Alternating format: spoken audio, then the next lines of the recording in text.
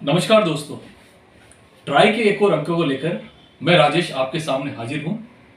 आज जिस मुद्दे पर हम चर्चा करेंगे वो है केंद्र सरकार के ऐसे फैसले जो पिछले 10 दिनों के अंदर बड़े ही शॉकिंग वाले रहे, सरप्राइज करने वाले रहे, जिसमें एक निर्णय तो आज की बात हम करते हैं।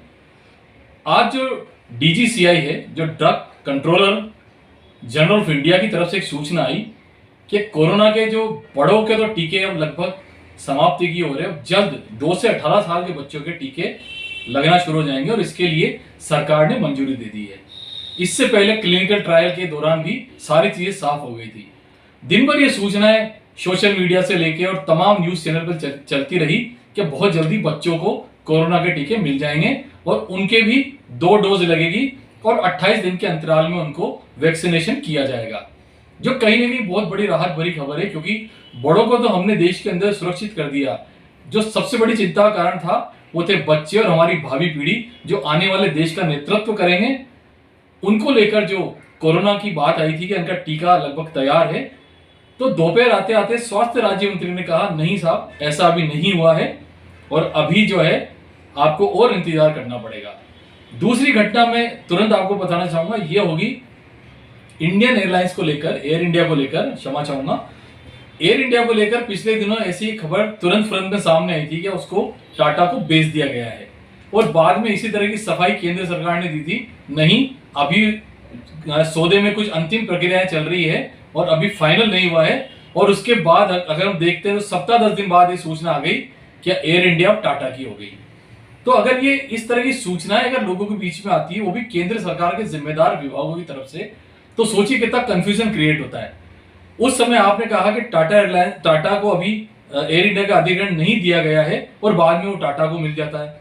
इसी तरह से आज जो कोरोना के बच्चों के टीकों को लेकर जो बात आई है कि कोवैक्सीन जो हमारी भारत बायोटेक कंपनी है उसने उसको लगभग पूरा कर लिया है, क्लिनिकल ट्रायल सारी संवैधानिक और सारी जो चिकित्सीय प्रक्रिया को पूरा कर लिया है और जल्दी वो बच्चों के लिए कोरोना वैक्सीन उपलब्ध होगी। और जब ये खुशी की सूचना इस फेस्टिवल सीजन पे सामने आ रही है, तो आखिर ऐसी क्या जल्दबाजी होगी कि सरकार को शाम को अपने कदम वापस खींचने पड़े। इस तरह के सरकार के फैसलों से कहीं ना कहीं लोगों के बीच में कंफ्यूजन पैदा होता है। जब सरकार इतनी जिम्मेदार है, देश के सारे महत्वपूर्ण निर्णय उनको करने हैं और यदि वो इतनी जल्दीबाजी करेंगे तो ये केवल हमारे देश के लोगों के बीच में नहीं बल्कि पूरी दुनिया में इस तरह का गलत संदेश जाता है। एक तरफ तो हमारे देश के प्रधानमंत्री नरेंद्र मोदी अपने देश की साख को बढ़ाने के लिए हर तरह के प्रपंच करते हैं, अंतर्राष्ट्रीय मंचों पर भारत की बात को बहुत मजबूती से रखते हैं। और दूसरी तरफ हमारे देश के अंदर ऐसे डिपार्टमेंट भी है, चाहे वो एविएशन मिनिस्ट्री हो, चाहे मेडिकल इंडस्ट्रीज हो, यदि वो इस तरह की जल्दबाजी के निर्णय लोगों के बीच में अगर वाहवाही और श्रेय लेने के लिए फेंक देंगे और बाद में उसके पीछे ये खबर आती है कि अभी ये जल्दबाजी का फैसला है, तो कहीं ना कहीं आपकी साख और क्रेडिबिलिटी कहीं ना कहीं डाउन होती है और ये संदेश भी इसका अंतर्राष्ट्रीय मंच पर ठीक नहीं जाता है। तो ऐसे में ट्राई के माध्यम से सरकार से हम यही अपील करना चाहेंगे, क्या आप कोई भी निर्णय अगर देश या देश के हित में लेते हैं तो उस पर बहुत गंभीरता से विचार करें। 2 बार 4 बार अगर सोचने की जरूरत हो, सलाह मशवरे की जरूरत हो, अगर देश की जनता से राय भी ली जाए तो उसमें कहीं कतई भी जो है गलत बात नहीं होगी, क्योंकि वो आप देश हित में निर्णय कर रहे हैं और देश हित में जो निर्णय होता है वो सर्वोपरि होता है।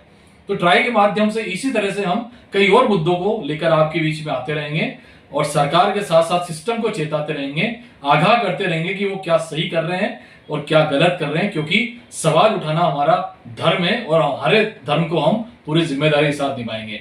इसी तरह से आप मेरे try truth reveals yes channel को पसंद करते रहिए, शेयर करते रहिए, अपने बहुमूल्य कमेंट मुझे देते रहिए। आपके कमेंट, आपके सब्सक्राइब ही मेरी ताकत है और मुझे और काम करने के लिए प्रेरित करती है। बहुत बहुत धन्यवाद। नमस्कार। जय हिंद।